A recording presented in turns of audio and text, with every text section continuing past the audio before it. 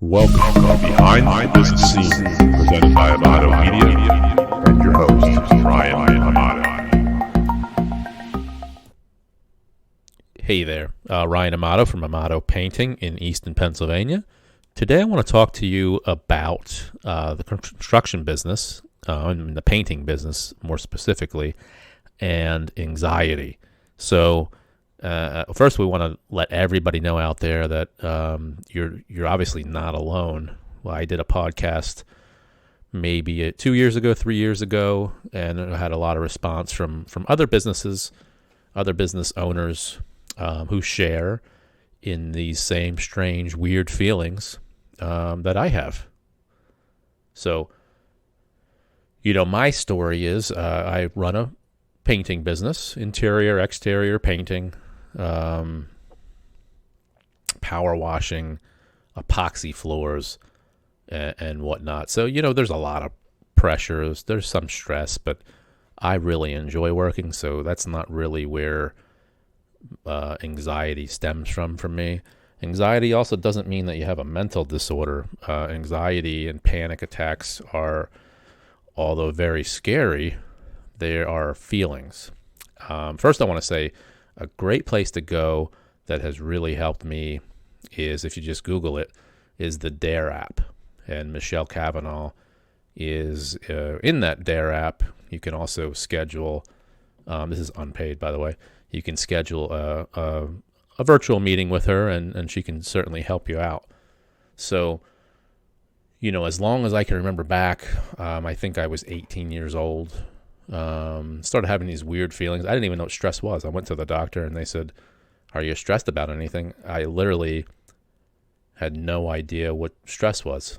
Like, it just didn't factor to me. I had a really nice life, played sports, girlfriends, the whole nine.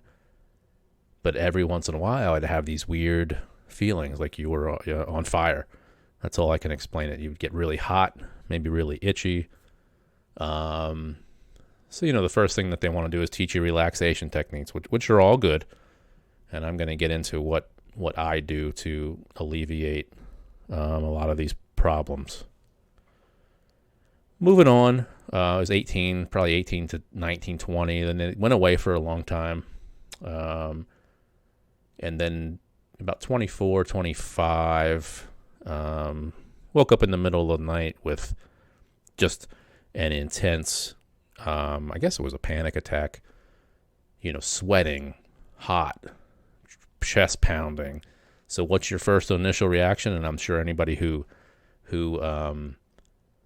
has had them the first time, second time, third time, well, you went to the hospital. So I'd go to the hospital. They would do all the tests. Everything comes back negative. You're perfectly healthy. And to follow up with your doctor.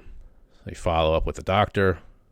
They say, let's run some other tests. You go into you become a guinea pig of tests, trying to find out what is wrong with you, and you want to find a reason because you don't want to have these feelings anymore. But in hindsight, you're actually letting the feelings linger.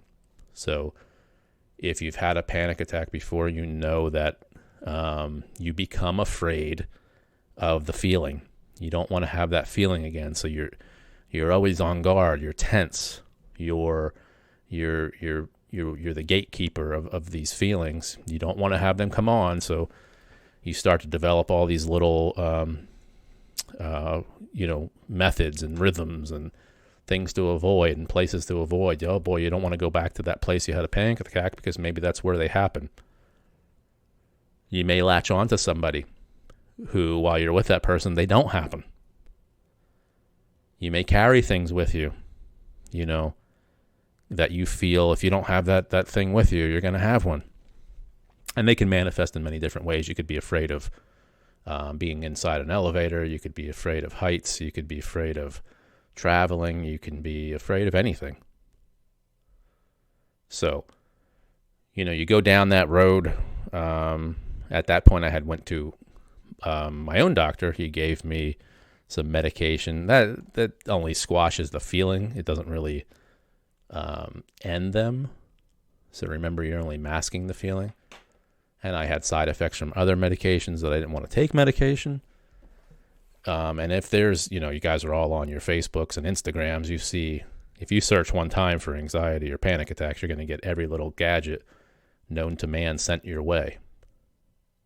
Whether it's a breathing apparatus, bands on your arms, you can do tapping, you can do breathing exercises, you can do meditation. I mean, these things are all good. But at the end of the day, you have to stop being afraid of being afraid. And it's hard. Trust me, it is hard. So mine come in waves. I get them. I still get them. And, I do everything possible to not avoid them, but I don't want to feel those feelings, obviously. But the thing is, you have to feel those feelings. And when you can realize that, then you actually have something, because you're going to find one day, and you're not afraid of having those strange feelings. And for me, they change. It could be like your skin feels like it's burning, you're sweating, you're having heart palpitations, you can't breathe. At the same time that you have these feelings, it's your adrenaline, by the way, that's doing this. Makes you think weird things, makes you feel like running away. It's just it's human nature. Your body fills you up with adrenaline. You want to run. You want to get out of the situation that you're in, but the real thing that you need to do is stay in that situation. It's not to start doing breathing exercises. It's not to start doing your meditations at that point. It's to ask for more. And I'm going to refer you back to the Dare app. Just Google Dare, the Dare app, and you'll find things in there. But this isn't to tell you how to get rid of them. This isn't to tell you how I got them. This is to tell you that I have them. And I'm a successful business owner. Get to help many other people, many other companies. Have a lot of people in my life that help me.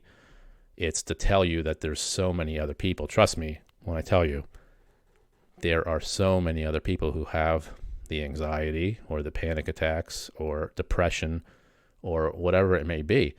So you don't have to go very far to find somebody to talk to about it. It could be other people in your family. It could be coworkers. If you talk to people in my company, almost all of them have anxiety.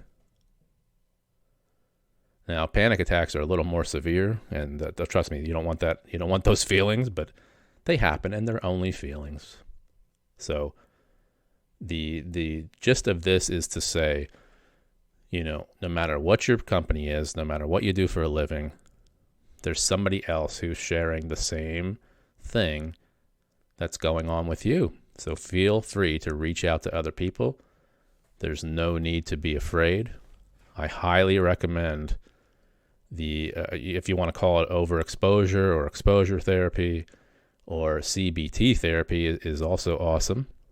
But you have to allow these feelings to happen to be able to get rid of them. So that's my tip today. Hopefully you enjoyed it, and I will talk to you all soon.